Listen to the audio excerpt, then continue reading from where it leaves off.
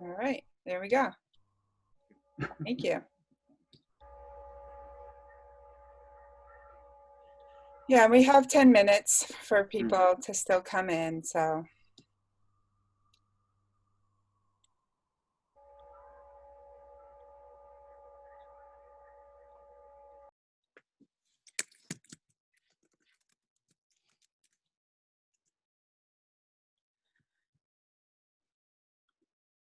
I wish I had my headphones stop working. Maybe I'll try it again while we're here. I like it better when people can't hear me typing, you know? Yeah, that's right.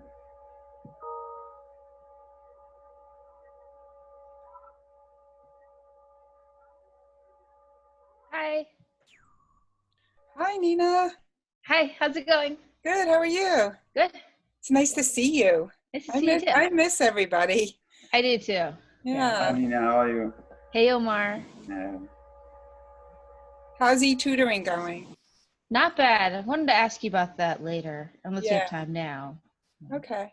Yeah, I mean, I was going to email you and Jacob and Claudia about the summer, like if you wanted to. Yeah, I was going to ask you literally about the summer. That's exactly Yeah, because we could have you do some hours. You're not doing a lot of hours there anyway, so I think we could continue. In other words, yes, I'm fine with continuing, but I can wait for your email too. That's fine. All right, can't do that.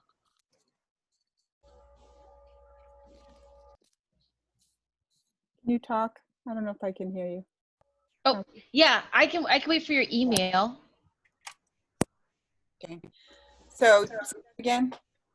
Oh, I can just wait for your email, or I can just Yeah. Okay. Okay. Sounds good. Omar. Yep. No more Yes. Looks good. Like a prisoner. Yeah, no. Very It looks good. Yeah. I like. Thank you.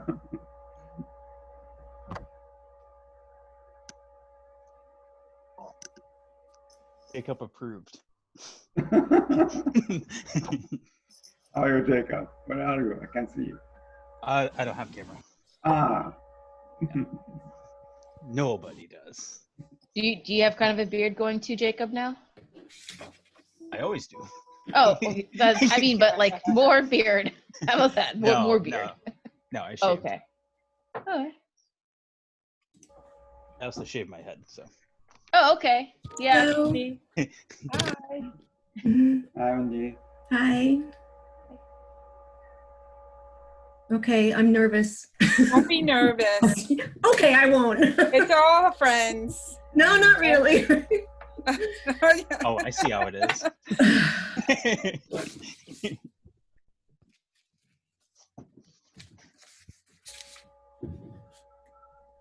Should I put music on, or do you guys want to talk to you?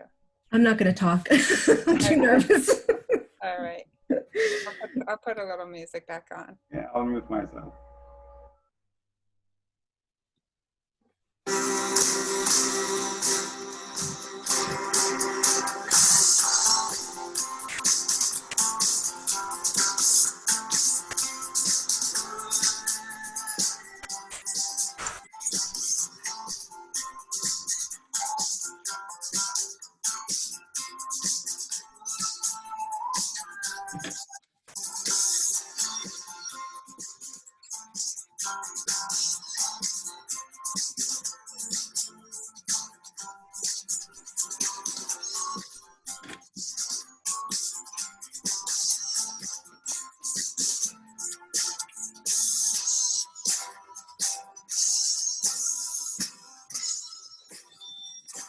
Sorry. I think I'll close my video for a minute.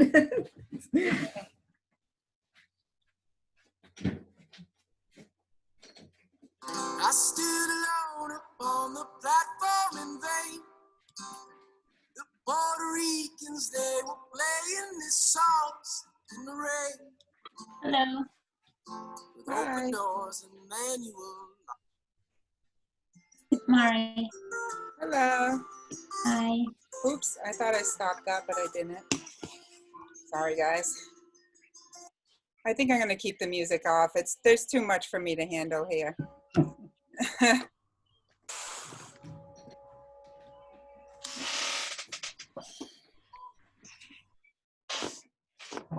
Hi, Noreen. Hi, Omar.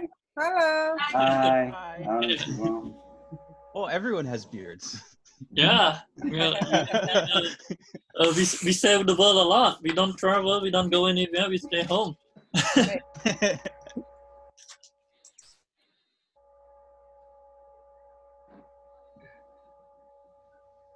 From Danya to everyone.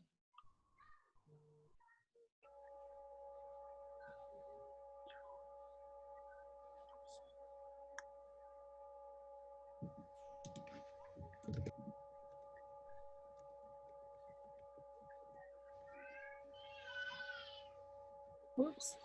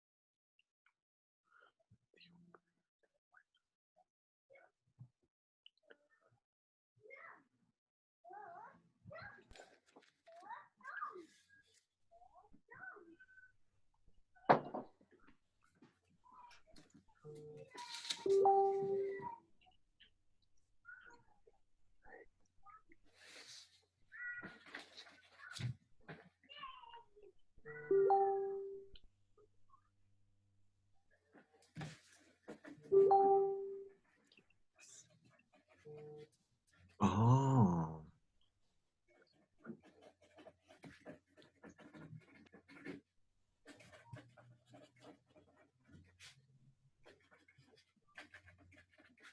Một cảm yêu.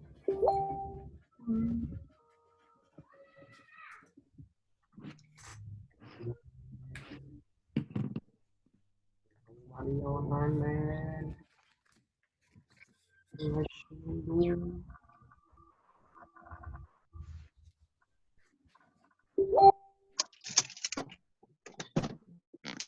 Em biết nhiều quá.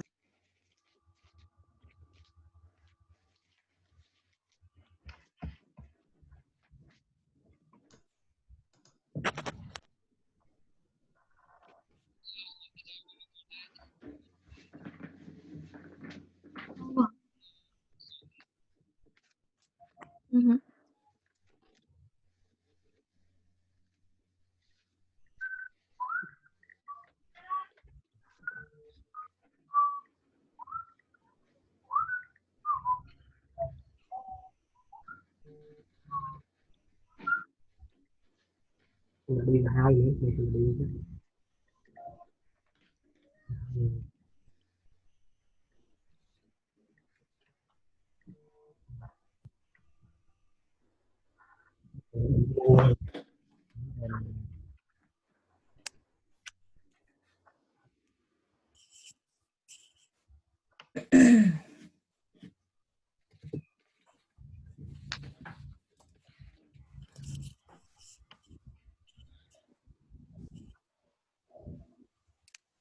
Cầm ơi ta cho mình tách hai gì dù tiếng Việt lạc nó vẫn rồi cho tới cái nơi kể tiếng đọc mạch thấy thấy từ bây kể thái thì ai vừa rồi thôi thấy dân liên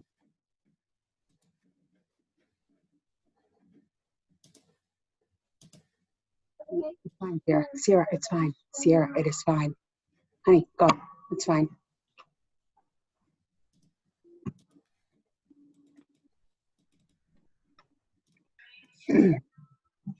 Well, I see a lot of people are still coming in, so I'm gonna wait a couple of minutes. Even though it's right 3 o'clock now, I'll just wait maybe 2 minutes.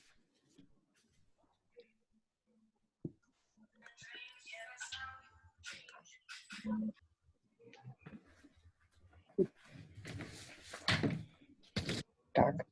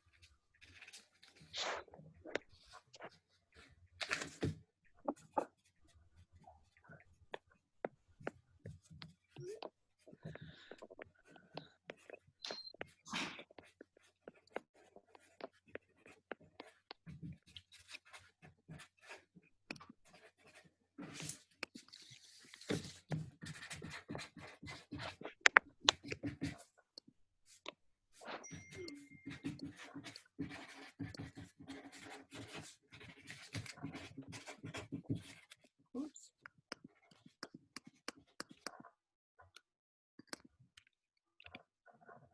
Okay, guys, I think I'll probably get started. I know some people are still coming in. I think everyone can hear me. I tested it out earlier. Thank you everyone for coming. I know most of you know me, but my name's Noreen McGinnis Olson. I'm the Director of Academic Support Programs.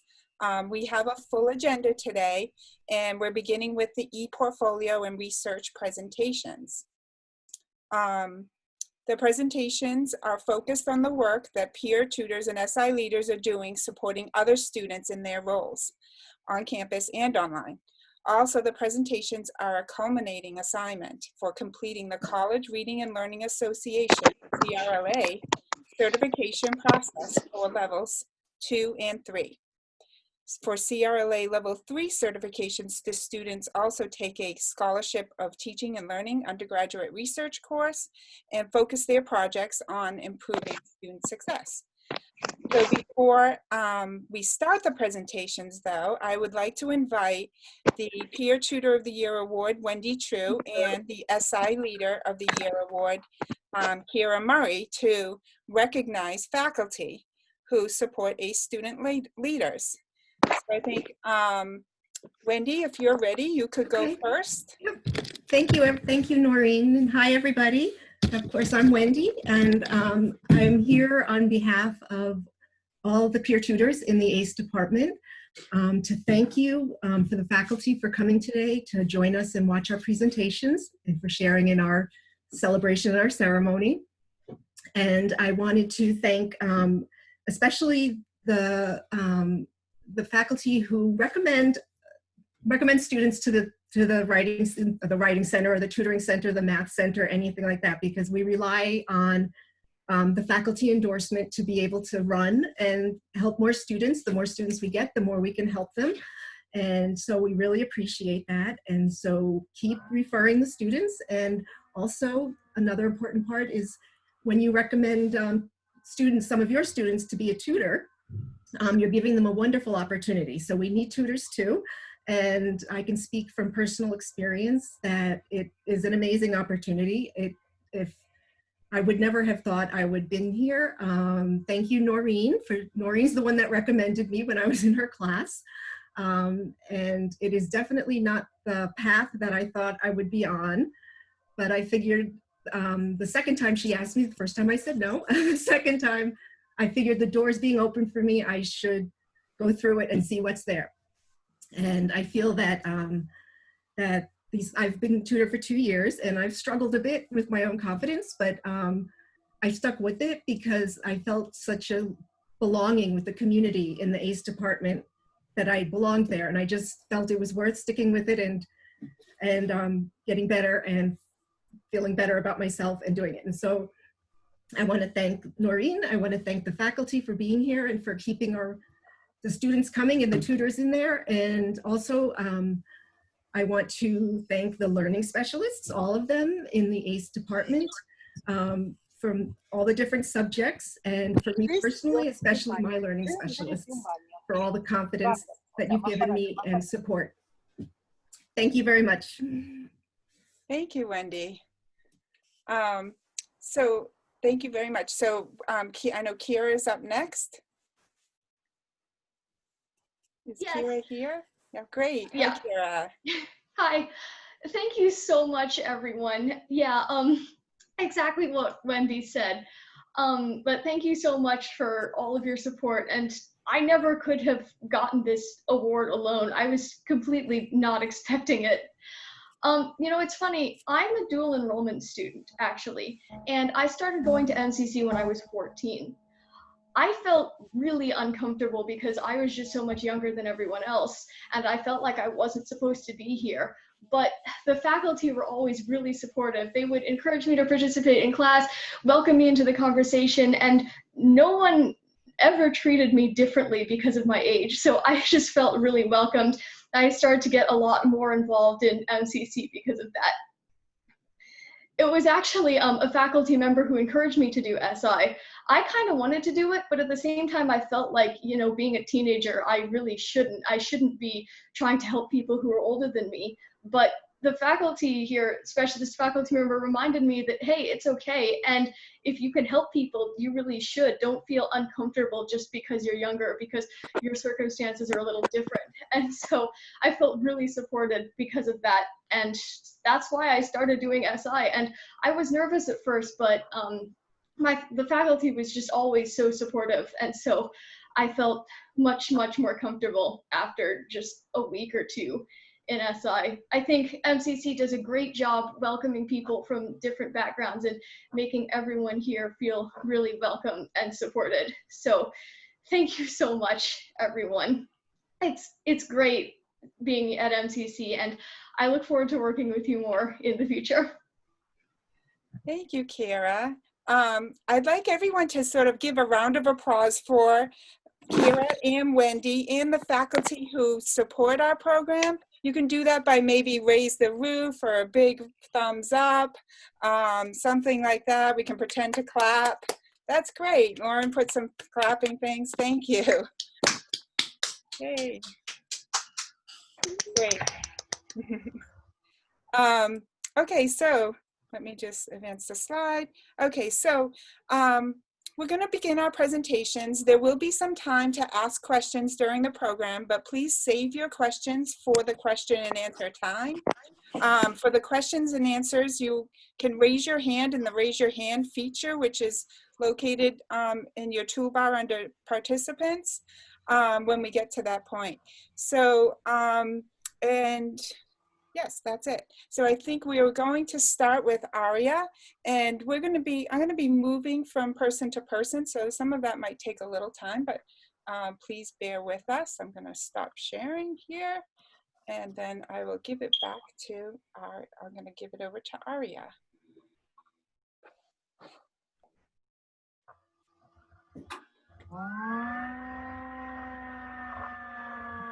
Okay, Aria, you should be good to share your screen and introduce yourself. Okay.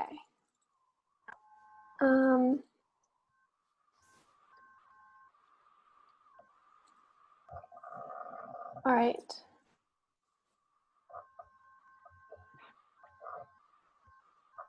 Can everyone see this? Yes. All right. So hi, everyone. My name is Aria Goodrich. I'm a writing tutor, Blackboard ambassador, and an embedded tutor. I've been here at ACE for 2 semesters, and I've been a dual enrollment student of liberal arts for 3 semesters. After I graduate, I want to transfer to UMass Lowell for a master's degree in some sort of sustainable agriculture. In my free time, I enjoy just like anything with nature. I like to run, I like to paint. All the photos in this were flowers in my mom's garden, so I kind of wanted like a relaxing, very kind of polished aesthetic, so that's why I chose the colors and theme I did. And then just a little bit about like the spring shift to remote learning definitely helped me with a lot of critical thinking, problem solving, and time management in such a kind of secluded environment. And I think learning mechanisms of online tutoring has made me a more flexible and confident student and tutor. So we're about to get attention. How did I get first? This is, look at their things. For the session on How am I specific skills, in one of my first tutoring sessions, a student asked for help with. No, you're tired of the guy. You have 450. Oh, never mind. You just got 500. And grammar is always one of the last concepts that you want to talk about as a writing tutor. I'm going to stop you for a second, Aria. If everybody could mute their microphones, that would be great. Thank you. Okay, go ahead. Aria, sorry. Don't worry.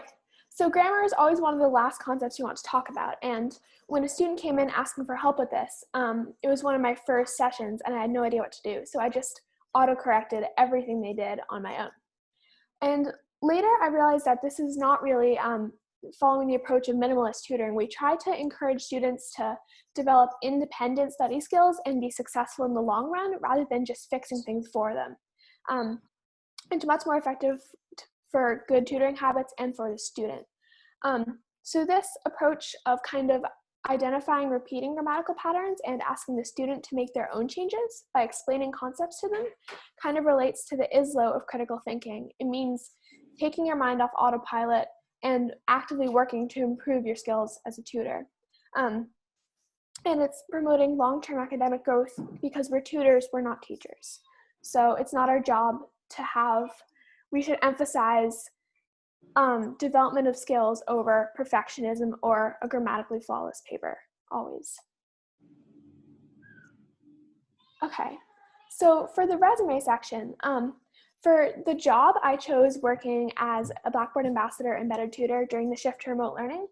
And I talked about the ISLO of written and oral communication skills because tutoring this way relies on a lot of digital communication, which doesn't have the same face-to-face interaction like aspect of in-person tutoring.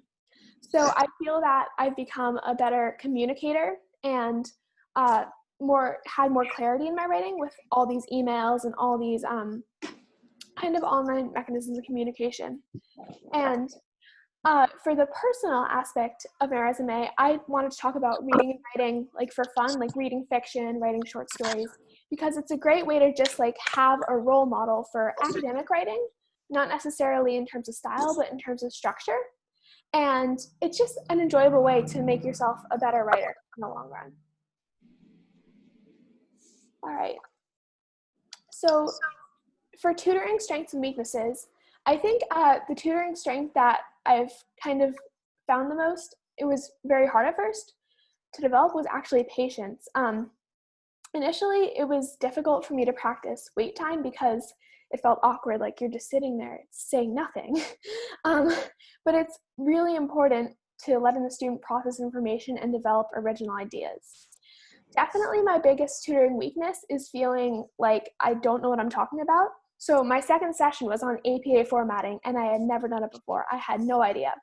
So I told the student, I was really scared, but I told the student that I was like, hey, I've never done this before. We can use a learning specialist, we can use a tip sheet, we can use online resources, but we'll figure this out. So I think as tutors, it can be really scary to admit you don't know something, but you have to understand that even though you're a tutor, you don't have to know every single thing. You can figure it out with the student and they actually appreciate you admitting that.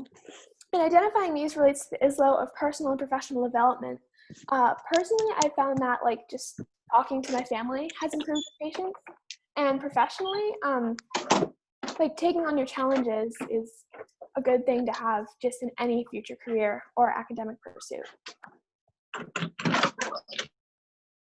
So for transferable skills beyond ACE, I want to talk about time management and productivity, which transfer to any job or academic endeavor. In studying in the academic life, time management has helped me complete assignments a lot better, especially during the shift to remote learning when you kind of have to stay motivated without a teacher.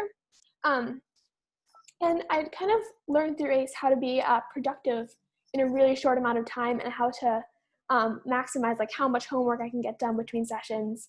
And just treating everything with a professional attitude has really transferred well into other areas of my life. And I'm really grateful that ACE has taught me these skills that will take any future study or any future career, and even in like my personal life. So then for my end of semester reflection, just talking about the 2020 remote shift, I definitely thought more efficiency was possible with the online shift, like no driving to campus, no like walking between classes, but this is really where you have to practice like those skills of time management and motivation that are more applicable in a remote environment. And the shift in online tutoring is that you aren't actually there with the student, so it can be very difficult to get that same interactive feeling. So I think you have to kind of have a growth mindset in this situation and know that there's no right or wrong way that a tutoring session should look, and that way you can just learn to succeed in an online environment. Know that it will require different skills, know that it will take time to develop them, but know that you and the student have potential to learn a very different way of tutoring, and that it will make you and the student in the long run better tutors or better students. Okay, so that's the end of my presentation. All right, so stop sharing. Noreen? Thank you so much. So I'm sorry, I couldn't mute everybody because Aria was the host. So whoever's presenting is the host during this event. And so I'm gonna ask everybody right now to mute. I'll mute everybody right now because I have the hosting ability back, although it doesn't seem to do it for everyone. So I'm gonna ask everyone who's here to mute themselves. And then if it's your turn to talk, then you'll just unmute yourself. So thank you so much, Aria. That was wonderful. We are going to have a question and answer after we go through the next two, okay? So I want to move things along, and I'm going to now give the hosting ability to Wendy Chu, who, one second. Hello again. Okay, here we go, Wendy. So I am the host now. Okay, so hi, you've met me. I'm Wendy, and oops, sorry. I wanted to thank you again for coming, and thank you for the opportunity. I'm going to be presenting my CRLA Level 3 research project, and so I'll share my screen with that, and I'll get going. Thanks.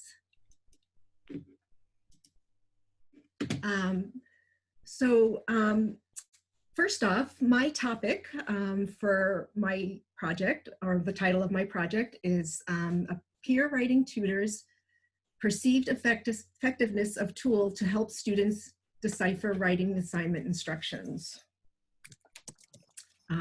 This study was designed to offer a tool for peer writing tutors to use when working with students who may not fully understand the assignment instructions for their essays that they get from their instructors. Thank you. And this topic came to me, it was important to me, and I wanted to work on it because I've listed them here, but one is that a lot of the students that come to the Writing Center are unclear on exactly what is expected of them, and it can be A lot of times they haven't read through the instructions, so we would do that together. But I also have gotten instructions that are a little confusing, and wondered if I have to pay attention and really, use my critical thinking to figure out what I need to, do for the assignment that maybe other kids do too. So other students, excuse me. But I've also wondered too, if I have that problem, how do the people who are not native English speakers, do they have even more problem? And I'm curious if it affects their grades or retention at the school. Something I'm going to be looking into. So Wendy, I'm going to stop you for a sec because your screen isn't sharing. What? Then no. No. So okay. Try again. Yeah. I'm sorry. Do I have to start okay. over? That's all right. I understood what you were saying. I think everyone else does too, but okay. I know it's going to get more complicated. Sorry about that. Yep. Okay. Sorry. Thank you. So should I keep going? Yes. Okay. So excuse me, just one. Excuse me. What do I think that this research will show me? I believe that the tool that I've designed will help the writing tutors when they're working with students to find, it directs them to help them find and organize the important details in their essay assignment instructions, and to find, and to ultimately it would help the students learn how to do that for the future on their own. So they first would work with the tutors to use the sheet, the tool, and once they've been guided through of how to know what is important to do the essay, this is a skill hopefully that they'll retain and they'll use it in the future. And I think this research will show me too that that many more than we think have trouble with understanding the writing instructions, or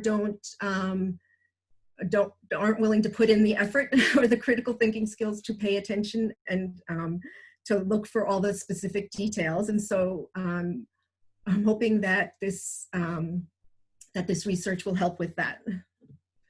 I'm going to back up for a minute. Sorry.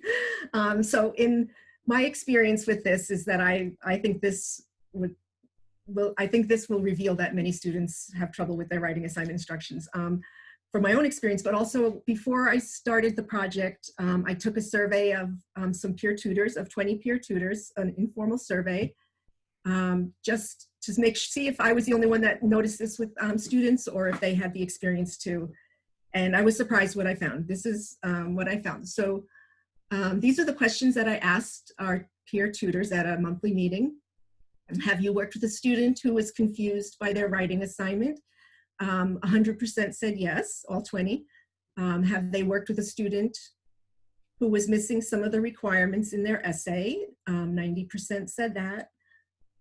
And I asked have they worked with a student who was unsure about technical details like the length and the citation style, etc. And 90% do that. And the last one was interesting because I asked the tutor themselves, have they ever been confused by writing assignment instructions from their own classes? And 85% of them said yes. And so that indicates to me that it's everybody can improve or on that area. Excuse me for a minute. This tool that I'm introducing, I think the research will show that it will help sharpen students' critical thinking and organizational skills. Since every instructor has a different way of doing their assignment sheets, and that's what we expect in college. We're going to get different, that's how it is. So I was hoping that this tool will help students know how to find the right information within any assignment sheet, however it's formatted or whatever form it's in, if it's online or not even written. So that's what I'm hoping, that they'll be able to adapt and figure out exactly what each instructor wants by knowing what to look for.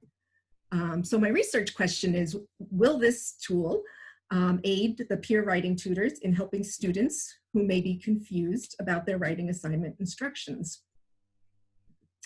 The method I'm using here, the tool that I'm using is a set of tip sheets that I designed for the peer writing tutors to use as needed during their tutoring sessions. I did 2 tip sheets. One is called Understanding Your Writing Assignment Instructions, and it has, there's 2 sides to that, on front and back. And another one that I thought supplemented that well was action verbs in your writing assignment instructions. And so I'll bring the first one up. So it's small, obviously we can't really see, but so this is the first tip sheet, and it's set up with step-by-step directions, pretty clearly written to follow. And what it's asking the students to do is to obviously read their assignment first. And then they're going to look at the back of the sheet, which is shown there. I'll have a bigger one in a minute. And they're going to look for the information in those boxes on their assignment sheets, their assignment instructions, and transfer that information onto the back of the sheet. And I have them double check at one point for things they might have missed. And then once they're done, to review what they've found and, review what they've found. And if they have any questions for the professor, then they know what they can ask, or if there's something missing. This is the back of the sheet, and it's set up with checklists as well. And so the students can use it to, as soon as they've used that requirement or fulfilled that requirement, they can check it off and make sure they've gotten it all. It also, it does details, directs them to find key details. So the citation style, for instance, the purpose of the assignment, the writing prompt, paper organization. There's a space on the bottom for any other instructions that the professor would add that don't fit into these categories. Excuse me for a minute. Thank you. And sometimes there's a lot that go into the other, like don't use I statements or things like that. So moving on. This is the action verb assignment instruction sheet. And the purpose, it takes the common keywords that are found in assignment instructions and gives definitions that apply more so to writing assignments than you would just find in the dictionary or use them in everyday life. It directs them specifically to how you should approach your project and what you should look for. It makes the students think more about think more about it in relation to their essay. So I gave a few examples here, and it is not all inclusive, and there could be more on there, so that might be something I'll add, but I didn't want to put too much on. So, okay, so the data sources that I will be using for my project are tutor surveys, and semi-structured interviews with the tutors. So I'm not interviewing or surveying the actual students.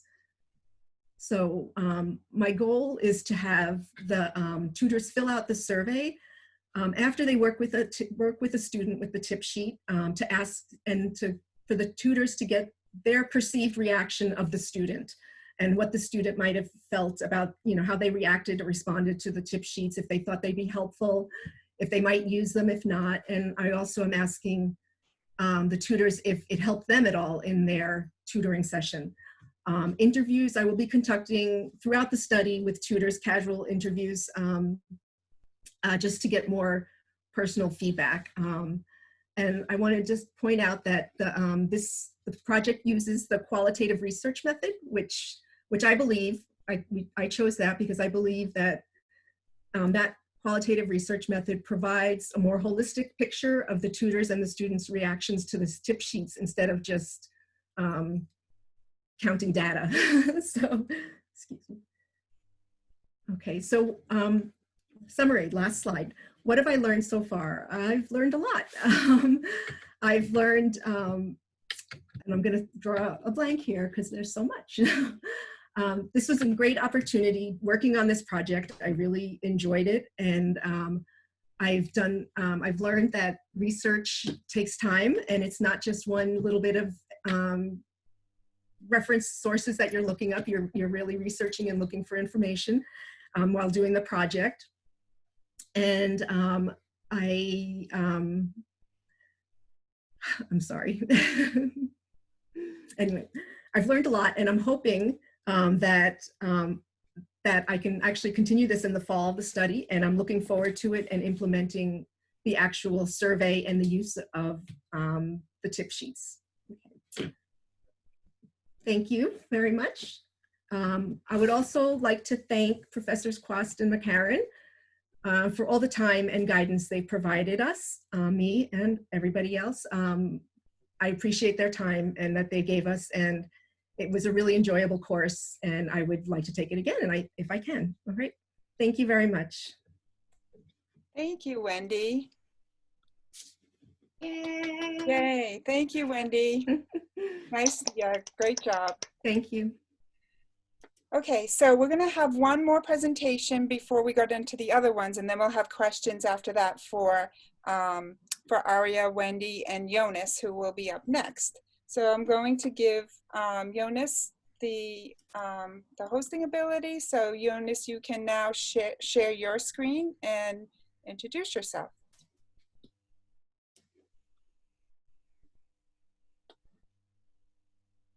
I think that worked. Nope. Okay, let me try again. Yes, I think. Yep, I'll try again. Sorry, Jonas. Okay. Here you go. Now you can try.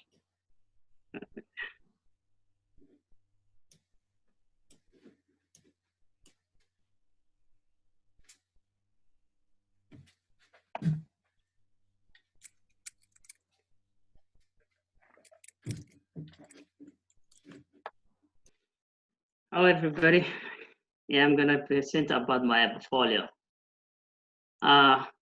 As you all know, my name is Jonas. I'm doing civil and environmental engineering, and also being both SI leader for Cal Class 1 and 2, and peer tutor for math and physics, almost 2 years. I've done research experience at UMass, undergraduate at UMass Lowell for water treatment and wastewater in Merrimack River. In this spring, I'll be attending Associate of Civil and Environmental Engineer of Science at Middlesex Community College. My academic goal and objective is based on the academic goal. I'll be transferring to 4-year schools to complete Bachelor of Civil Engineering. And my objective is to obtain challenging position in the field of civil and environmental engineering. My hopes are to involve in sports and physical activities like soccer, basketball, jogging, swimming. And the purpose is that doing this exercise is to maintain fitness and remain focused, achieving on my academic goal. So I'll be sharing with you all about my ISIS career.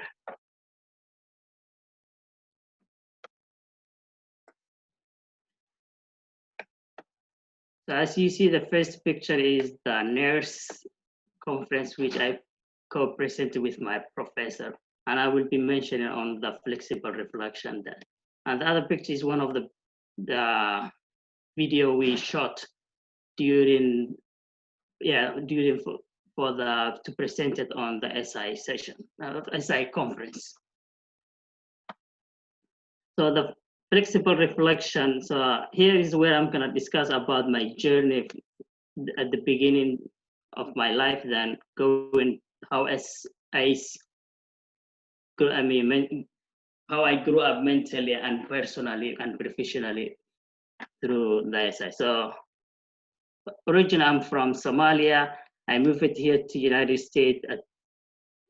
Then I started adjusting my life here. It wasn't easy at the beginning.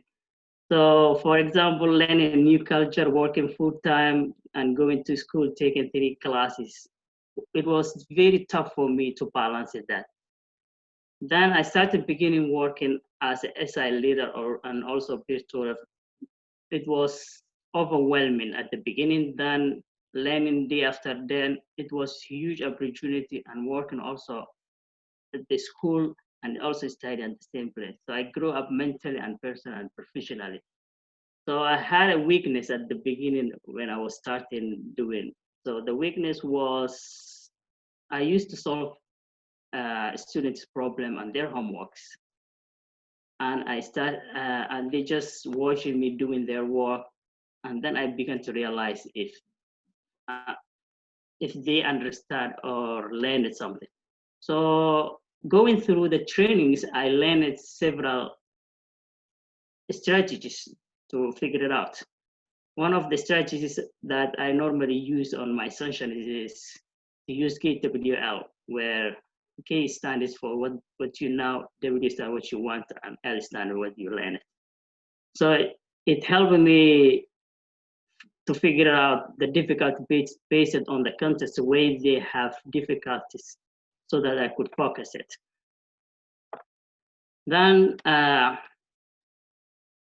will go through that using the guideline steps to solve it and to clear their consensus. Then at the end of the session is I will check with what they learned by going back to the material and see how they reacted. So that's how I started to create critical thinking.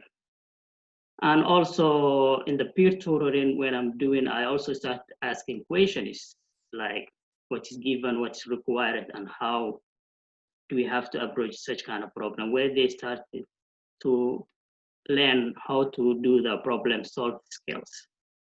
So then it becomes my it's not, I mean, my if I talk about my strengths is I have ability to explain difficult things in a simple way so that the students could understand and base it on their level.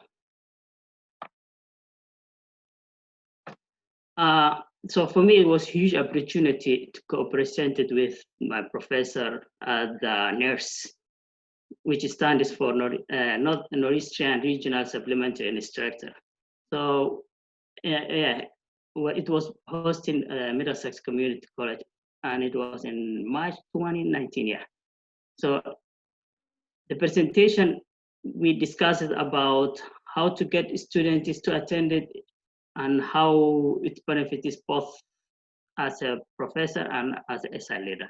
So based on the SI leaders, we learn the material very well. We learn the leadership skills, working with the groups and building professional relationship with the faculty, and also building a resume and so on. The training reflection. So we had opportunity to participate in the cultural competence training where we learn how to deal with diverse students and how to get awareness, how to deal with such kind of students. And also the SI training where we go through what worked previous semester, what didn't work in the SI session is, and also going through so many scenarios that SI leader experience with the students, how they face such situations. And luckily we have the SI leader mentors who constructively gives us feedback about the strategies to follow to be successful in SI tutoring. So it helped me to become a well-prepared arranger in any time. So, and also learn how to solve a difficult situation with the students. So for the end of semester reflection for this semester, yeah, it was hard for me because I was having a challenge for IT skills at the beginning because it was kind of overwhelming, something I never used it before. So using a whiteboard to demonstrate math was kind of tough for me. And I have a touchpad laptop, which is tough for me to do it. So, but day after day, I was learning and figuring out new tools like Desmos integration calculus. Also, it is very helpful if you know how to use PowerPoint. So, but it takes a little more time to prepare ahead of time. So what you're gonna present it and what kind of activity you use. So I was able to overcome all those challenges day after day, and it was, yeah. And the other part was for me to be flexible, and I save a lot of time for commuting, and I become, self-control and improve more skills to improve my skills of IT. So yeah, for remote learning, for me, it was advantage, I would say. The skills are transferable. I'm gonna share with you all that, like for example, critical thinking, problem solving, teamwork, all those things help me the research experience I have done it on the research experience which I work with the UMass Law with a professor and PhD student. So I had a opportunity. So I'm gonna tell you how daily life was doing this experience, research experience.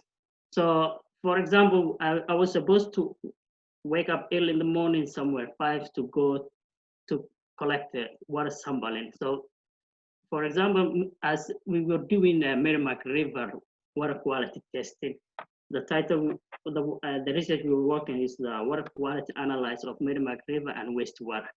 So I was working with a group of PhD students and was leading professor. So the research, the daily life was like some students will go upstream of the river where it started from New Hampshire, and the downstream is the Midway, Lawrence, Lowell. Then it goes all the way down to Newport, where it ends to the ocean, Pacific Ocean. So, for example, if it is raining, it is very difficult to collect it because it's not stable. So, what I was working part with the research was huge, so I had it to work on one part of it, like chemical part of the research.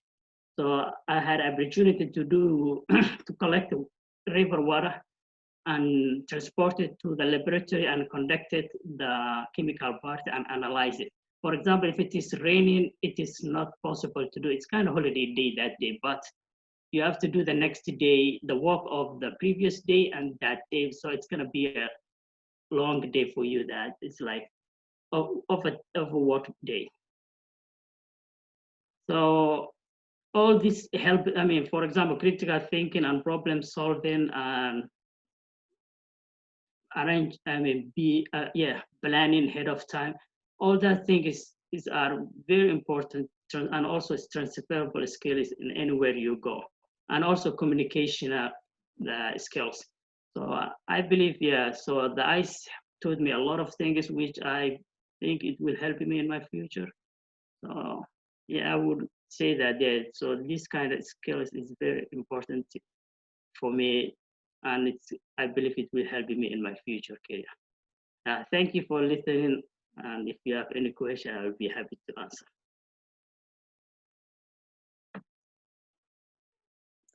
Thank you, Jonas.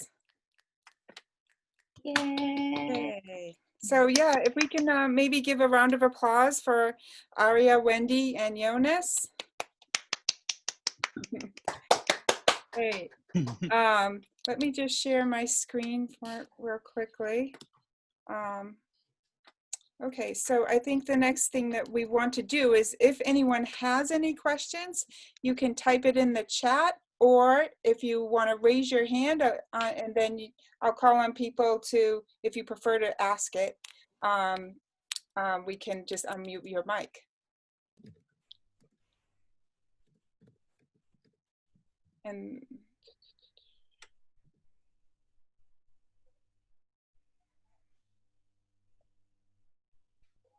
okay, I don't see any questions.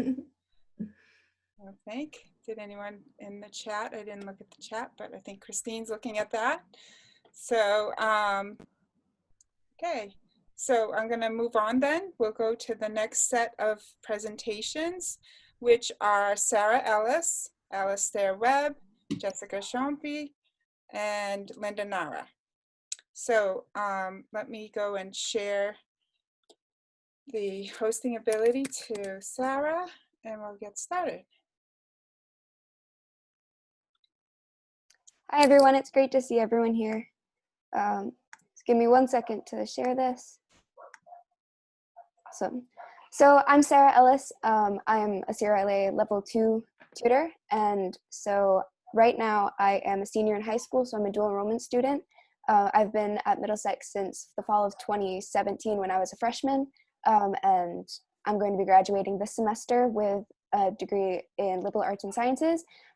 So I began my high school career at Woburn High. I'm from Woburn, and then ended up homeschooling for the next 2 years and designing my own curriculum. And so I'm going to be in the fall heading to Reed College to study chemistry and environmental science.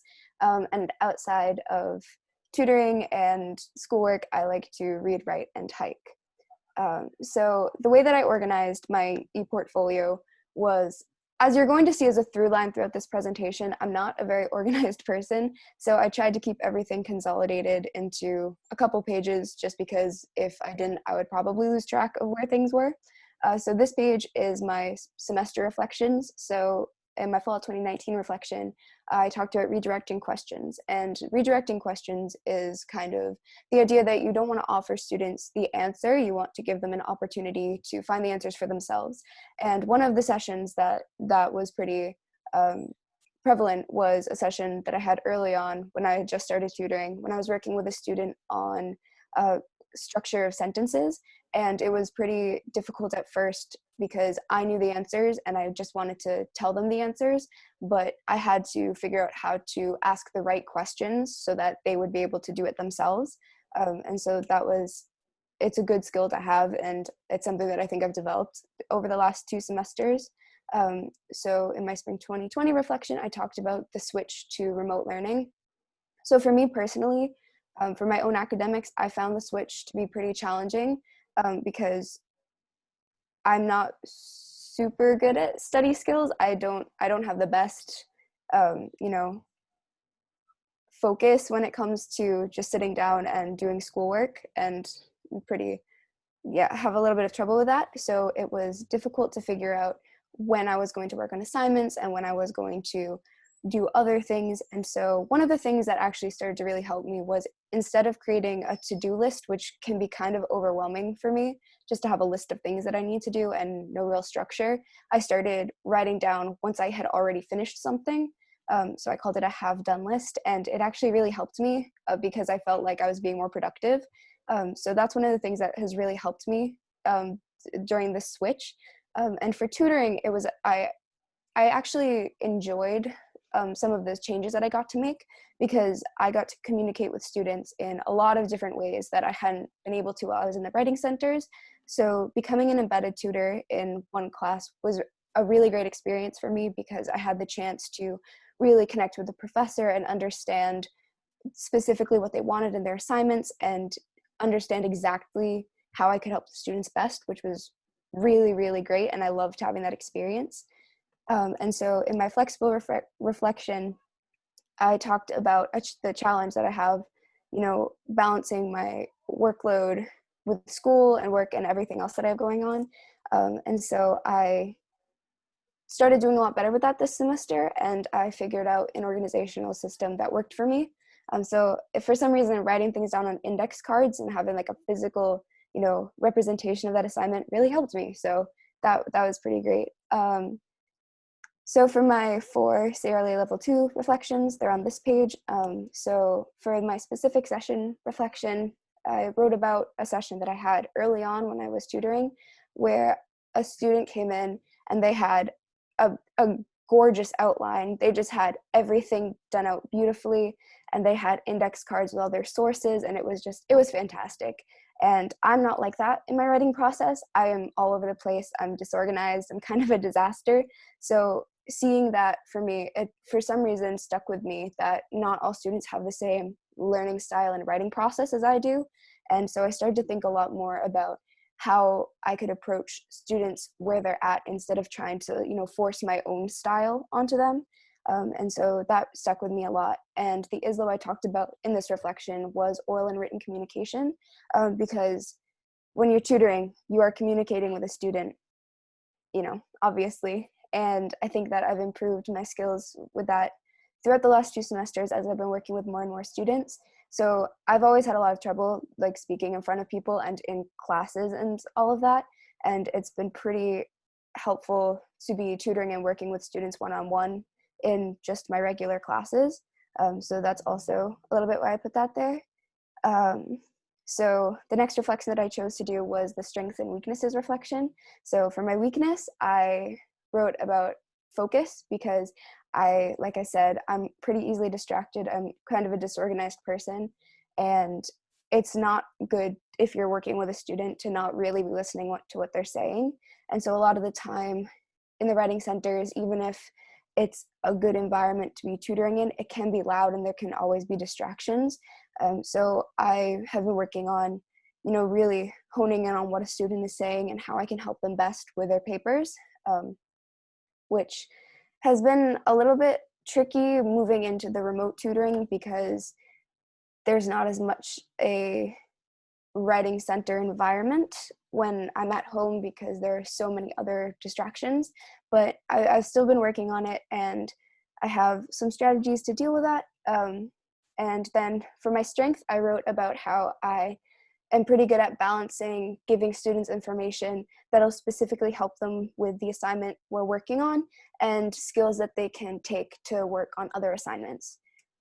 And so I also did the transferable skills reflection, and I talked about how when you're tutoring, you're helping a student not so that you get a good grade or so that you succeed in a class, but because you want them to do their best. And that's one of the cool things that I found about tutoring is that you're really only helping the student so that they can do their best. And it's cool to see students become impressed with what they're able to do.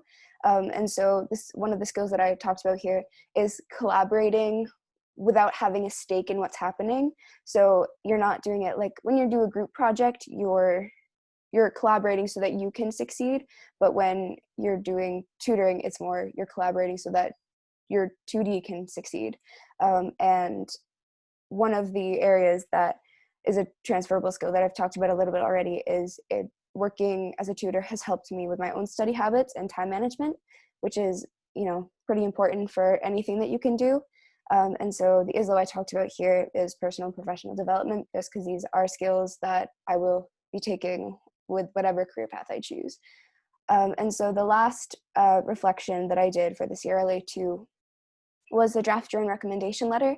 And so this was a little bit tricky because the prompt was to come up with a few instances of things that, would make you a good candidate for a job or something, or examples that could be written about in a recommendation letter. And it was kind of tricky to figure out what that might look like. So the two instances that I chose to write about was one instance when I was closing the writing center, and a woman came in and was thinking that there was a class there, but there wasn't, and no one really knew what was happening. And I ended up having to go into the course catalog to find the room number, and it was a bit of a process, but I think that it displays I'm a pretty resourceful person. Like, I'll find a solution to a problem if there is one.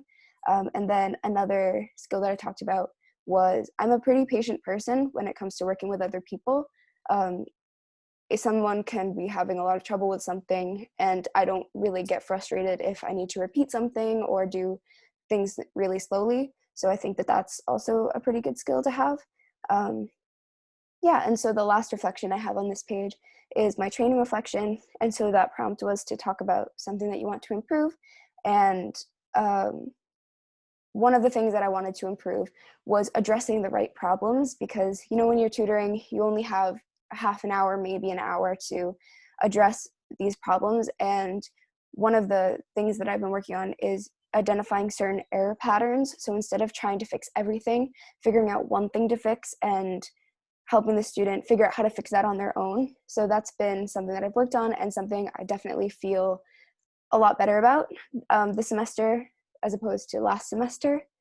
So those are my reflections. And then this is arguably the most important page of the portfolio. So these are just some pictures of my dog, Barney. So that's my presentation. Thank you, Sarah. That was great. I love your dog. Your dog is so cute. Nice job. So I'm going to move on now to Alistair. 1 second. Give Alistair the hosting ability. Hello, everyone. Okay. You should be all set now. Thank you. Is it working? Yes. Great. I need to find. Okay. Okie dokie. Excuse me, it's been so long since I've used PowerPoint that I forgot how to present. Is that it? Okay. Okay, great. Okay. Okay. So hello everyone. As you, if you don't already know me, as you've just found out, my name is Alistair Webb. I've been at MCC for 6 semesters now, and this is my 4th semester as a writing tutor and my 1st semester as a science tutor, mostly chemistry. And this is, so unlike Wendy, when MCC moved online, I was unfortunately unable to complete my research project because it kind of required like in-person appointments. So this is an in-depth review of the proposal that I had for my project, which is tutor 2D matching. Essentially, the idea is that tutors, each writing tutor would create a kind of profile that kind of just lists some basic information about them, languages, what their major is, maybe what their career path is, what their tutoring strengths are, like their favorite things to tutor.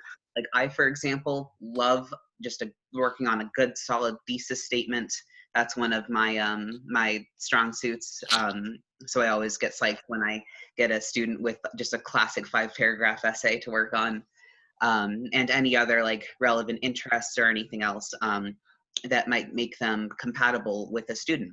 And the students similarly could try to match what they, like prospective tuties could try to match their own languages and their own major and what they need help with, maybe their learning style, to what they see in the profiles. Ideally, and like the kind of the first idea that I had for this was to kind of like for ACE to like have a page in the MCC app where all of the where students could shift through the profiles and see if there was anyone they think that they would, and I don't know, that they would vibe with pretty well. But as that's, you know, fairly complicated, especially just for, you know, before we even know if there would be any interest in, you know, students looking at profiles. Kind of what I had settled on doing was having an iPad at the front desk where students, primarily in Lowell, because that's, I only started working in Bedford this semester, so I know Lowell pretty well and how things tend to run there. And as I understand it, the front desk at Lowell gets a lot more traffic than in Bedford. So there would be an iPad set up there that was just locked to like a PowerPoint presentation or something of the tutor profiles that when students came in for to make an appointment, whoever was sitting at the front desk could direct them to that, and they could look through and see if there was anyone they were interested in making an appointment with. And the reason why this is important to me and how I kind of thought of it was that I often found that there were sometimes there can be difficulties just kind of connecting with a student. Like, since appointments are generally made based on when the student is available to come in for an appointment, there isn't really much regard given to exactly who they're working with, aside from, you know, being sure that they're able to tutor them in the subject that they need to be tutored in. So sometimes you are with an appointment, and like, I know at least there have been a few times where I would spend like half of a session just trying to understand what the student was asking for and understand what they needed, and, you know, understand the assignment with them and stuff like that. And something about the communication was just kind of off. And that especially, so myself, I'm a native English speaker and I don't speak any other languages. So if, you know, if I have an appointment with an ELL student, it can take a little while sometimes to get the ball rolling and to, you know, understand what we need to work on.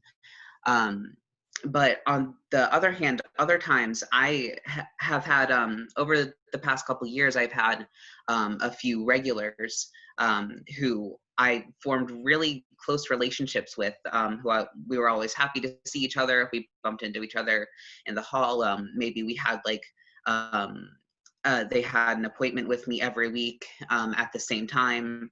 And we could always just jump right into whatever we were going to work on that time.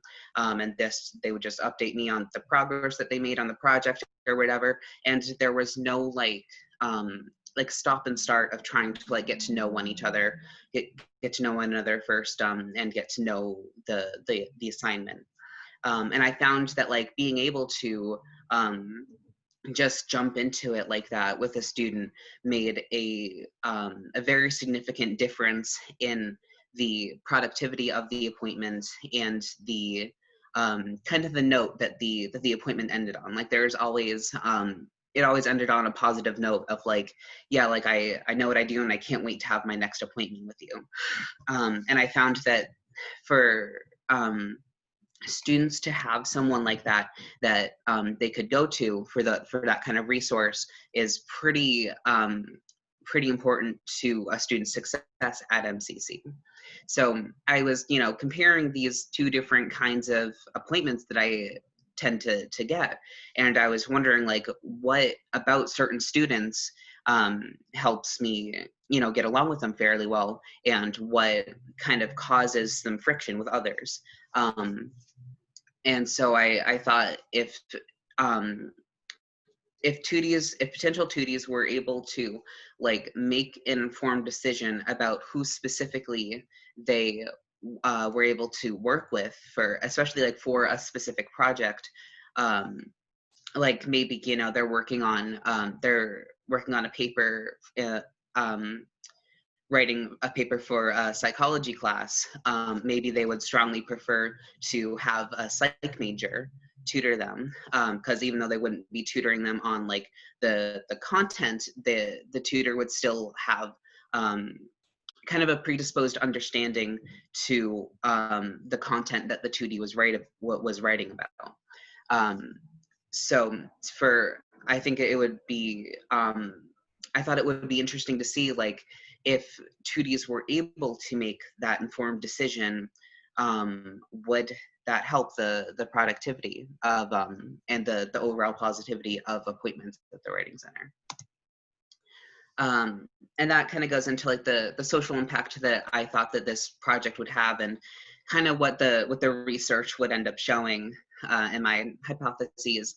I think it would reveal the necessity to engage with potential tutees and a more direct and updated level. Like not that the way that ACE currently engages with potential tutees is outdated per se, but it's largely analog.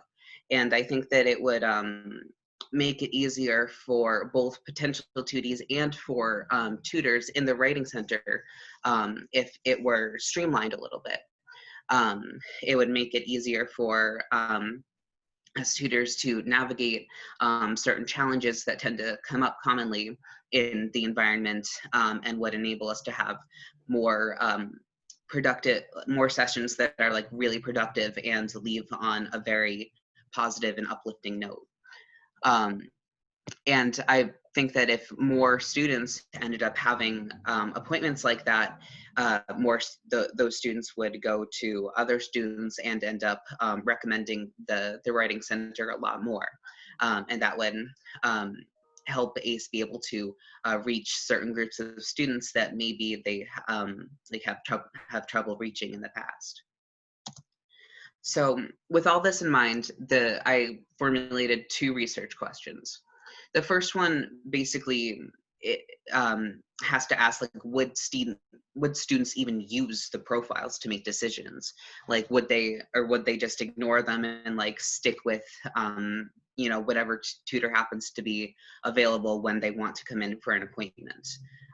Would that even make a difference at all if the profiles were available? And the second thing I wanted to explore was basically if the profiles would increase the amount of regulars in the writing center. So like would bring both would it bring more students in, and would it keep certain students coming back regularly and forming those close relationships and mutually supportive relationships with tutors? So for this study, I was going to go with mixed methods, but I was going to do mostly quantitative because I like quantitative data a lot more. It's easier for me to process because it's usually pretty objective to be able to just like look at the numbers and interpret what that says. But I would have supplemental qualitative data in the form of student testimonials, essentially. And the way I was planning to implement that was to have tutors, when a student comes in to their appointment for the first time, like their first time at the writing center, or their first appointment that semester or whatever, the tutor would, at the end of the session, would a paper survey about blue sheet sized that kind of asked like a few yes or no questions, basically if they even knew about the profiles when they made their appointments, and if the profiles had any impact on which tutor they chose. It would ask which is like the biggest factor for them to consider when making an appointment, out of like the convenience of the day and time when they want to come in, and then the tutor factors that would be listed in the tutor's profile, and would ask the student to like rate their confidence in their tutor, how well they felt they got along, and their likeliness to make an appointment again with that same tutor. And then after the sixth or so appointment a student had at the writing center, they would be emailed a survey through Google Forms or SurveyMonkey or another service like that. They would basically just kind of follow up, just ask them if they've made more appointments with that tutor that they had the first time, and if they've used the profiles since then, and if they've found them useful. And it would ask them if they considered themselves a regular. And both surveys would have a section for the student to write their own like feedback or thoughts or anything else that they wanted to say in their own words. And that would be the qualitative data. Yeah, so that would support kind of what I would, and we could look at the data and see if the both if the quantitative data, like if the quantitative data aligned with the qualitative data and what students were saying. So essentially, since I wasn't able to actually start doing this research project, I started doing a literature matrix, which essentially just examines the existing literature on this topic. And what I found is that while most of the literature that the relevant literature that I was able to find just supports that like peer tutoring and peer mentoring programs itself has a positive impact on students, there were a lot of implications that would suggest that this kind of program would be helpful through like building a connection with a singular tutor. And I think that the embedded tutoring program that started this semester was a really great example of how something like this might go, having like a singular dedicated tutor to that you know that you can rely on and that you can go to, and to kind of have like an actual human on the other end when you need help, and not just like an entity like the ACE Center or MCC or something like that, but like an actual like human that you can go to. So I think that the embedded tutoring program kind of already shows that this would be a good initiative. But the difference in the embedded tutoring program, like obviously being that the tutors are assigned to classes, students don't, like vote on the tutor that they have in their class or anything like that. But it would be interesting to see what the difference would be if students were able to choose their own tutor. It also showed that one study I looked at that showed that tutor and tutee matches that had similar socioeconomic backgrounds overall had greater success and productivity during sessions. It's also been observed that college-age students tend to be a little bit more willing to engage with something, especially like new initiatives like this may be, if they can do it through the convenience of an app on their phone. But and while that would, be really great to try to like reel in some extra, some new 2Ds that way, the problem with that is that students like that only make up so much of the population of MCC, because MCC has a fairly big population of non-traditional students, like older students who have been out of school for years and sometimes even decades before coming to MCC, and students who come from different countries who maybe don't have as wide access to technology like smartphones, and aren't as and these students may not be as familiar with smartphones and like how to do stuff like that and how it would work with that. So if something like this were to be implemented, there would have to be special considerations to make sure that every single student would be able to fairly access the profiles. So that it wouldn't, so to not to exclude any students. So there may have to be multiple ways of presenting the profiles. But that was the biggest challenge with it that I can foresee. But generally, the pre-existing literature seems to support that this would be a helpful initiative. So yeah, that's about it. Thank you all very much for listening to me. And yeah, I hope you're all staying safe and healthy.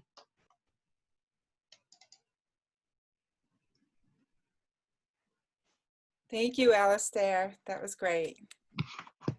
So we're going to move along to our next presenter, which will be Jessica. And let me just get Jessica the ability to share her screen. Okay, so Jessica, you should be able to share your screen. There you go, great.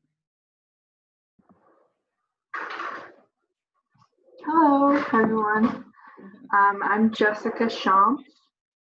I am an elementary education major at Middlesex. This is my fourth semester at MCC and my second semester as a peer tutor and a Blackboard ambassador. So this is my e-portfolio. My first page is just a bunch of pictures. I like taking pictures, so I thought it looked nice to have them all there. Plants and my dog and a furry friend from the farm that I work at. So this is a little bit about me. I am graduating this semester, so I'm going to be going to UMass Lowell in the fall. Hopefully I'll be able to actually be at the school and not all online, but we'll see about that. I'm going to be studying elementary education and moderate disabilities because I want to be a special education elementary school teacher. And then this is my flexible reflection I did about my hobbies. I love my plants. They give me something to like take care of without the commitment of like something that's actually like living. So it gives me something to like focus on, especially when I'm like super stressed or something. And when I'm not stressed, it gives me like some kind of a challenge to keep them thriving. And then this is my reflections. So I have my end of the semester reflection. So like Sarah, I did this one about open-ended questions, like reflective questions. I love these for tutoring. I think that they're like amazing. Every time I ask a student, like mostly like, what do you mean by something, if they didn't quite word a sentence that in a way that makes sense.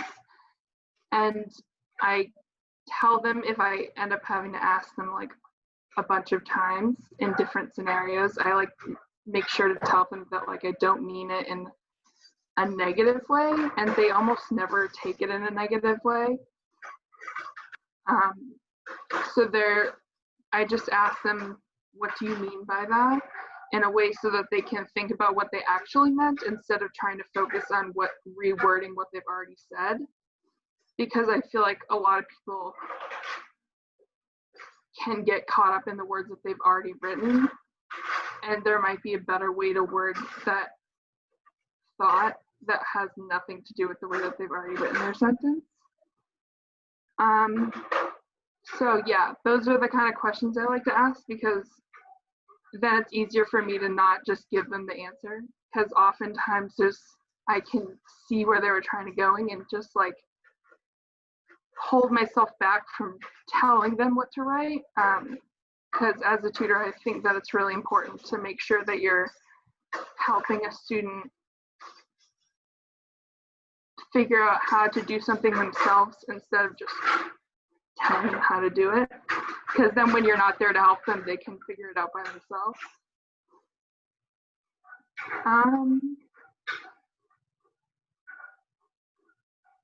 So for my training reflection, I wanted to focus on like, I have a bad habit of focusing on the grammar in a paper that a student brings to me. And like when we're reading through the paper, just like stopping and saying like, oh, you could fix that, or you could fix that, instead of reading through the whole paragraph and focusing on the main ideas. So that was something that I really wanted to work on this semester, and I think I was more effective in that.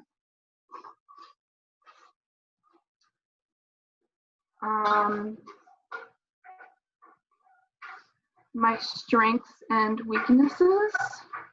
One of my strengths I feel like I have is empathy. When a student comes to me, I feel like if there's a situation that might seem frustrating, I feel like I'm able to focus on where the student's coming from, instead of focusing on like what might be frustrating to me. So this was something that actually happened to me more recently. I haven't had a lot of tutoring sessions since remote learning, so I was able to support a couple of Blackboard Ambassador classes, but I did end up having a couple of sessions the past couple of weeks, and there was a student that came in who needed to do research for her paper, but she didn't know how. So I thought I was going to be helping her look at the papers of research that she already picked out, but she actually didn't even know how to get onto the databases, and that might have been frustrating for some tutors, but I tried to focus more on the fact that I could help her in some way. So I helped her figure out how to get onto the databases and how to use them, because I've been in classes where that was something that we did, like workshop, like one of the librarians came in and she showed us how to do that. So I kind of did that for the student.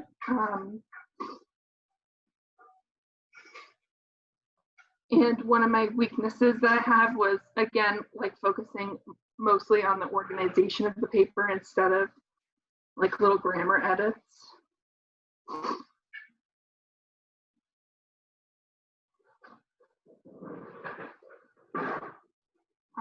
Transferable skills was another one of the ones that I did. My transferable skill was focusing on like communication.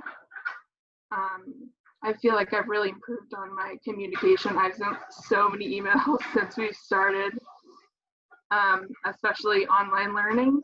And I feel like that's really helped me like respond to emails in a timely manner and communicating professionally with the staff at ACE and with other professors. And then my recommendation letter, this was kind of hard to do because I don't often like reflect on things that I've learned or like things that I do well at. So to like really think about my strengths and weaknesses was kind of like not difficult, but like took a while. So I said that one of the things that will serve me well in future jobs and colleges is my patience. I try to like take time and in tutoring sessions, especially with like the reflective questioning, like giving a student silence and letting them think, like I don't really rush that, and I think that's good. And one of the things that I've learned about since working at ACE was how to be a true student leader, like how to be a role model with students and showing by example how to be a good student. I've learned a lot of study skills and time management skills, and I'm still working on. And I think that being a true leader is like letting a 2D know that I am there to help them and I'm dependable. And yeah. So that's my e-portfolio. Thank you, Jessica. Thank you. Nice job. We're going to go to our last presentation from Linda Nara, and then we'll have questions for all of you. So 1 second, Linda, and I'll make you the host. Okay, Linda, you should be all set. All right, thank you, Noreen. Good afternoon, everyone. I hope you all are doing well and safe. So let me just give me a second while I'm sharing my screen with you. All right, so my name is Linda Nara. I've been a writing tutor for I think 3 semesters now, and this is my last semester working as a writing center because I'm graduating. So for my CRLA Level 3 project research, I am doing a research on the importance of grammar assistance in improving EL's visit to the writing center. Please let me know if you can't hear me because I'm soft-spoken. We can hear, well, I can hear you, Linda, but you'll want to put your presentation in presentation mode. Oh, okay. Yep. All right. So these are the things that will be talked about during the today presentation. So first thing that we're going to be discussing about is problem-based study. So as most of you may know, that the philosophy of the Rhine Center is that tutors are instructed to provide consultings and promote the focus on global content, try not to involve so much on the tutor's paper.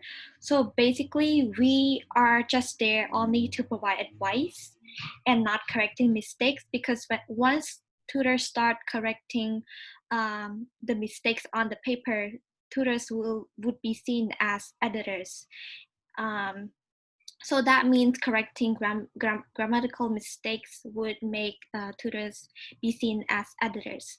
However, grammar is considered as a high-level concern for our EL students, and because not only they're learning to become a better writer, at the same time they are learning a foreign language. So having low grammar proficiency impacts writers' message. I'm speaking from the perspective of an EL student myself.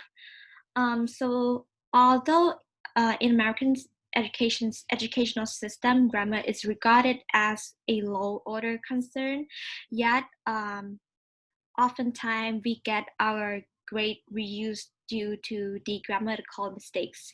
And it was always one of the things that ELL students were instructed to double check before submitting their final work.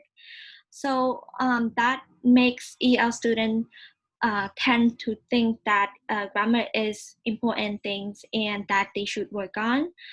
And while conducting this research, I reflected a lot back to my experience when I first started in my English Com 1 class. I always try to write my essay in simple grammar structure sentences, and I found that I couldn't really express the message on my paper due to the limited grammar understanding. And I also find this challenging for a lot of EL students that I have worked with as well. So when ELs come to Rhine Center and asking for grammar help, they usually got rejected. Not that tutors don't want to help them, it is just helping EL students correcting their grammatical mistake is against the core value of Rhine Centers. And I just heard many of our writing tutors here just admitted how frustrated they feel whenever they have to force themselves saying no to EL students. So the mismatch between tutors and tutee expectation creates the dissonance in the session, and it impacts the quality of the tutoring session. So the purpose of my study here is to explore whether offering minimalist grammar tutoring at the beginning of the appointment will increase the returning rate of EL students to the Rhine Center. So by minimalist grammar tutoring, here I mean helping students recognize one grammar mistake tutors think students make the most on their paper, and then refer them to grammar resources to work on that problem on their own at the end of the session. So this is the template of our literature review that I used. It's really convenient and saves a lot of time. And all of the sources that I have used conducting this research paper stresses the need for the Rhine Center to provide a more responsive model to better serve our EL clients. And most of the articles have shown that EL students are really motivated in improving their grammar. So the methodology that I used is quantitative. So the method is chosen because the purpose of this specific study is to identify whether offering minimalist grammar tutoring increase the number of EL coming to the Wright Center or not. It is really convenient because it allows me to compare the attendance of participants during the experiment with their past attendance by counting the blue sheet. So next is intervention plan detail. So 15 students who are currently in their second semester or above and have used the Writing Center service in the previous semester will be selected to participate in the experiment. The process of recruiting participants will be through the STAR system. By using STAR system, I will be able to gather information about the participants' past visit to the Writing Center as well as their class informations. The project will be conducted within a time frame of 3 months, and for the first week of the time frame, I will just dedicate to recruiting the participants. And before I started the experiment, I will also inform about the process of experiments to tutor at the Lowell campus, and 4 of them will be asked to participate. So the reason why I conduct this research projects mainly at the Lowell campus, because I think it will be enable me to better monitor my project than conducting the project at the same time in the both campuses. So the process of recruitment will, for lower tutors will be asked to volunteer in the recruitment process, which the volunteer tutors and myself will be asking students that we are tutoring if they have any interest participating in the experiment at the beginning of the tutoring appointment. So if the students agree and show their interest to participate, we will give them the consent form, so they have to sign that consent form showing that they allow and permit their data being used for the experiment.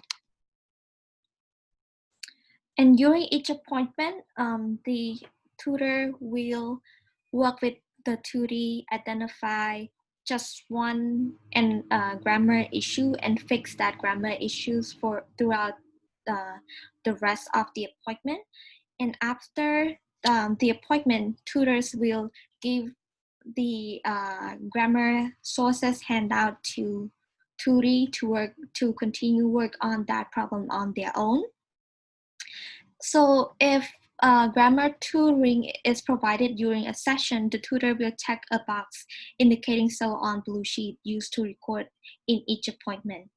After each appointment, tutor will use STAR to make note that the student participates in the experiment for the future appointment, because it is really likely that once a student returns the next time, they will end up working with a different tutor. So if the new tutor is not aware that the student participates in this experiment, they might put the record of the student's blue sheet in another file rather than putting in the collected file for the specific file just for the purpose of this experiment. So by making note on the SARS, the service desk person will be able to inform the tutor that the student might end up working with that this particular student participate in the experiment. So that tutor will be able to continue putting the record of the student in the folder that just for the record of participant in this experiment. Next is tool for collecting data. So I'm gonna have two separate collecting data, one for EL student and the other for non-EL students. So during the appointment, the participant will be asked to identify themselves whether or not they are EL or non-ELs. So if they are ELs, their blue sheet will go to the EL folders, and the non-ELs will be go to the non-ELs folders. Next is method of analysis of data. So at the end of the 3-month time frame, I will count the blue sheet of each EL participant and compare with his or her attendance during the first 3 months period of the previous semester. So so if within this experiment in which minimalist grammar tutoring being provided, and they come to the Writing Center more often, more comparing to the same time frame in the previous semester. So that means that the students receive more grammar help, and that the reason why that they are coming to the Writing Center more than they used to in the past because of the implementing of minimalist grammar tutoring. Next is the summary of possible changes. So I think this proposed model could potentially make the Writing Center reach the equilibrium, reach the balance point in which the Writing Center can have more on providing ELs need with grammar while still maintaining their philosophy, since this model will only just encourage students to be more independent, working on their grammar and not directly correcting their grammar mistakes. And this proposed models also reduce the dissonance and create more a dynamic collaborative environment at the Writing Center as well, because tutors are no longer feel like they have to force themselves saying no to students when the student asks them to help them with their grammar. And also, obviously, we need more training for our on grammar for our tutors, and this also can help change the perspective on the importance of grammar, because conducting this research paper, I realized that providing grammar is really important for our EL students, because like I said, having low grammar proficiency could impact the quality of the student's paper. And next slide is about the importance of the study. So the importance of the study to students is that writing tutor could possibly produce better, could possibly help ELs to produce better papers. So reflecting back to my own experience again, grammar indeed play an important role in my becoming a better writer. During my English Common class, my professor like to praise that my essay to be deliberative, explained, and concise, but I needed more work on my grammar. She even gave me extra sources to work on grammar on my own, which enabled me to excel the class uh, grad grade A, and I got recommended to the Writing Center to become a writing tutor. So my point is that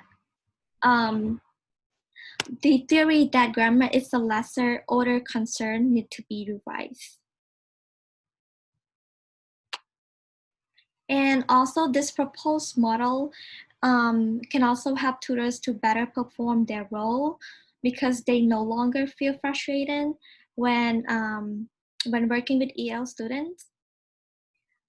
Oh, and to the MCC Academic Center for Enrichment, I think this proposed model will help ACE to better serve our EL's population. More EL students will be using the Writing Center service more since ELs are motivated to improve their grammar. Lastly, it also helps promote dynamic collaborative environment at the Writing Center as well. So what I've learned, what personal growth that I gained from conducting this research paper is that I was able to propose this model that helped my ELs peer to have a more accessible and better learning experience in a foreign country. As an EL, I know exactly the challenges and weights that EL students are carrying. They are adapting to a new life, learning a foreign language, and trying to become better at writing. So they have a lot on their plates already.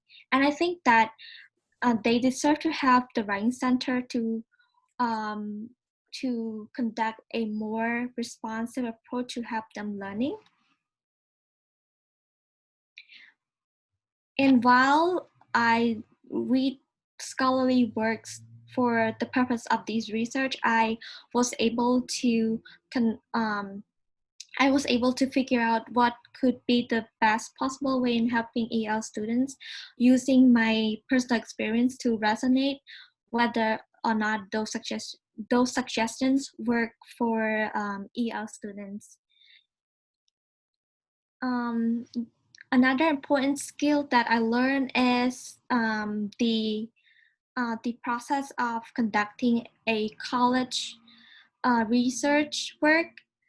Prior to this research, I've never had any idea of those structure before. For example, I didn't even know what literature review is.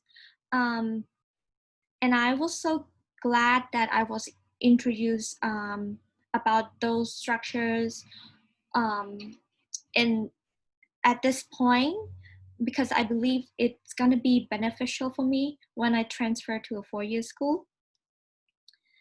Last important thing is I learned that flexibility is really important. So just like many of you guys, my work got disrupted because of the COVID-19 pandemic. And I thought that I was not able to finish this work because the school shut down, but because of flexibility, it enables me to carry on what I wanted to accomplish and finish it within the time frame. Lastly, I want to say that doing a research requires a great commitment and a clear timeline.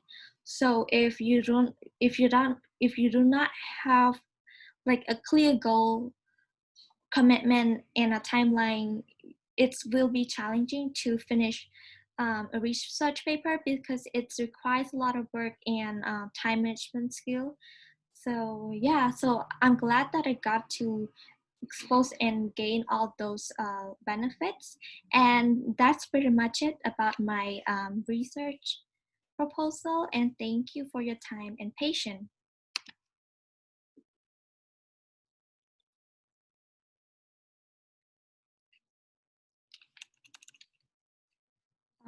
I couldn't hear. I can hear you, Noreen. Thank you, Linda. Oh, thank you. That was great. I am going to open it up now to questions. So if people have a question, they can either raise their hand or type it into the chat box. Okay. And this is for questions for Linda, for Alistair, Jessica, or Sarah. I have a question for Sarah. Excellent. So I remember from her presentation that she started a strategy that just identify one mistake and work on that mistake throughout her session rather than focusing on multiple mistakes at the same time. So my question is, how do you find it works for you and your tutor? So a lot of the time when I work with a student who has most of the time when I use this, it's more with grammar problems than like if I'm working on a thesis or the organization of the paper, it's more broad. But for specific grammar patterns, like if a student's having trouble with grammar, a lot of the time it's multiple things. So I kind of in my head have just a list of different things to be looking for. So, like subject-verb agreement, article use, stuff like that. And then if we go through like the first paragraph, I'll usually figure out which one I think is the most distracting from the ideas that are being presented in the writing and figure out a good way to explain how to go about explaining the best way to fix that or ideas to improve it, if that makes sense. Mm-hmm. Yeah, because when you mentioned about it, I was kind of surprised because it also aligns with what I imagine would work for EL students as well. So I think by quickly notifying them what one mistake and work with them fixing that one particular mistake, it's not like we entirely or directly correct their mistake. It just like we just teach them to be able to identify that own mistake, so later on they can continue working on that mistake by themselves independently. Yeah, talking about multiple mistakes I found confuses students because then they start looking for too many things. But if you start focusing on one, they'll be able to identify it on their own. So I found that pretty helpful. Yeah, great. Thank you. Any other questions from people? Right. So I don't think so. Okay, so we're going to move on because we have one more part left of our meeting today. But first, before we move on to the next part, I'd like to sort of recognize everybody who presented today. So if we could give like a round of applause that we do virtually, and for all of our presenters for CRLA Level 2 certification and CRLA Level 3 certification. So yay everyone. Good job. Thank you. Awesome. Yes, and you can type in the chat room too. I think those are nice to read as well. So I'm going to move on now to the leadership ceremony, the student leader recognition ceremony. I want to share with you that in the fall of 2019 and spring of 2020 semesters, the ACE department employed 164 student employees.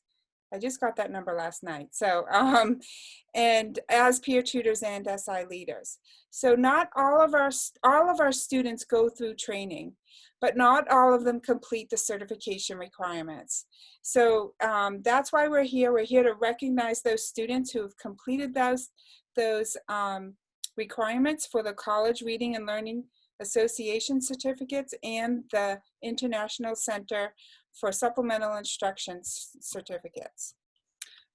So I'll just go to the next slide. So for CRLA certifications, the ACE program is approved through the College Reading and Learning Association, CRLA, and provides 3 levels of certification to our peer tutors.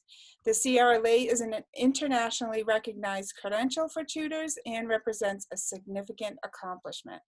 We will be awarding CRLA Level 1 Certified Tutor, Level 2 Advanced Tutor, and Level 3 Master Tutor certifications. All of the CRLA certification requirements for each level 1, 2, and 3 include the following. They attend and successfully complete all trainings for each level, and they attend monthly meetings every semester. They complete 25 hours of one-on-one tutoring for each level of certification. They receive a satisfactory evaluation each semester and submit an end of the semester reflection. So in addition to the training and reflecting requirements, advanced tutors for CRLA Level 2 develop and present an e-portfolio, as you had seen earlier. And they're reflecting on their work in the centers and their academic and personal goals. For CRLA Level 3, Master Tutor certification, tutors engage in addition to the other things we talked about, they engage in an undergraduate research course, IDS 104, and that's the Scholarship of Teaching and Learning undergraduate research course, and they research a question focused on ways to improve the ACE peer tutoring or SI leader program. So next are the ACE student leaders who completed these requirements in fall 2019 as well as spring 2020.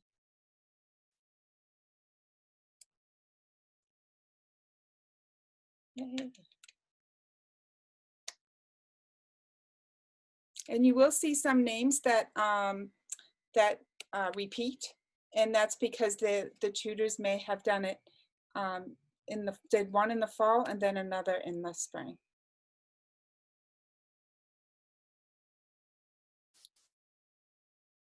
I'm going to let it roll another time.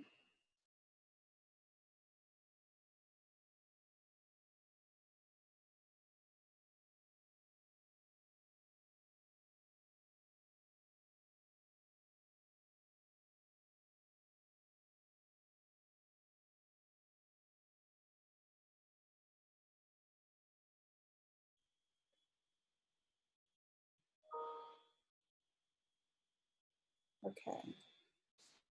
So, and here's CRLA Level 2 Advanced Tutor Certification.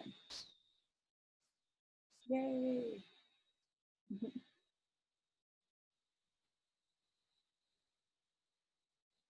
And now we have our Level 3 Master Tutor Certification.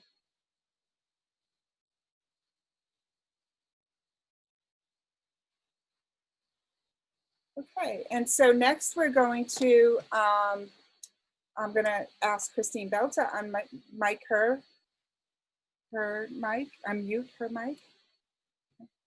Hi, everyone. Our SI data shows time and time again that students who use SI do significantly better than those who do not. Our SI program works. So thank you all who said yes to the SI Leader job opportunity. The MCC SI program was certified by the International Center Supplemental Instruction, ICSI, who are the SI founders. We were the first community college to earn our SI certification, and we proudly offer an SI Leader certification. Currently, the SI Leader certification guidelines are as follows. SI leaders attend all trainings and monthly meetings, attend 75% of the class or lab commitment. Their attendance steadily increases throughout the semester. 75% of the plans and attendance have been submitted each week. They complete pre-training assignments, and they complete the end of semester reflection. We are really proud to recognize the following SI leaders who earned their SI Leader certification in fall 2019 and spring 2020. Congratulations.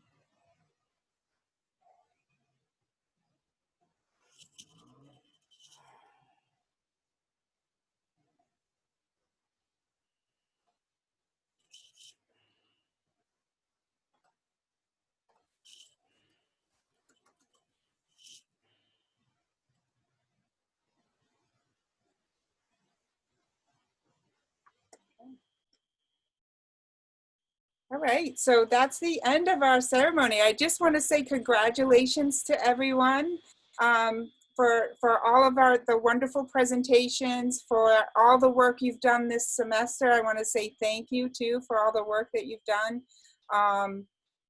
supporting students. And before we go, I'd like to sort of give one more round of applause, and then also say that if people want to stay on and talk with each other, feel free to do that. I know last time we met at the monthly meeting, some people stayed on. It's hard that we don't all get to see each other anymore on campus. So I'm so happy to see all of your faces, so we can sort of have a little chat after if you like. So again, congratulations and thank you all for coming. Yay.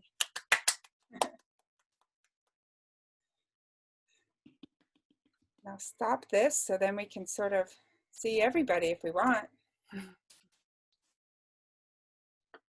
Congratulations, everyone. Yep. Congratulations. I say sorry if anybody can see me. Congratulations. Congratulations, everyone. Congrats. Those presentations were really good. They really were. Everyone worked hard. I thought that very good suggestions for everyone for a little. Nope. I definitely want to think about some. Okay. No, I definitely thought that the ELL one, very good. That was a good idea, I think, for the grammatical helping the grammar mistakes. I think anything that gets more people coming in to ask for help